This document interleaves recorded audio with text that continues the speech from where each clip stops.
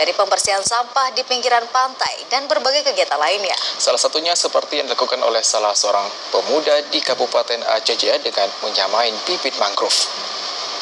Dalam menjaga lingkungan tetap terjaga dengan baik, seorang pemuda, Abdul Hadi, yang berasal dari Kampung Baru Sayeng, Kecamatan Setia Bakti, Kabupaten Aceh Jaya, menggagas sebuah program kegiatan penyelamatan lingkungan dengan pembudidayaan bibit mangrove sejak beberapa tahun lalu. Pembudidayaan mangrove dilakukan oleh pemuda setempat untuk menyelamatkan lingkungan dari berbagai kerusakan dan menjaga pesisir pantai terjaga dengan baik. Abdul Hadi menggagas sebuah lembaga yang dinamakan Aceh Jaya Mangrove Institute, di mana selama adanya lembaga ini banyak mahasiswa, para penelitian yang telah datang ke tempatnya untuk melakukan berbagai kegiatan.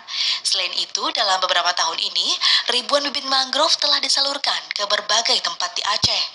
Abdul Hadi mengatakan keberadaan lembaganya mendapat dukungan dari pemerintah, baik pemerintah pusat maupun pemerintah daerah dalam penyelamatan lingkungan di Provinsi Aceh untuk melestarikan hutan mangrove dari kepunahan. Saya bergerak di mangrove ini sejak 2012 dan sampai saat ini dalam hal pelestarian alam mangrove di pesisir Aceh. Tentu di tahun 2021, 2022 sama 2023 ini baru berjalan, kita sudah membagikan hampir 200.000 batang ke pesisir Aceh. Nah, tentu harapannya ke depan kita terus menggalakkan pelestarian mangrove, apalagi momen hari ini, momen memperingati Hari Lingkungan Sedunia.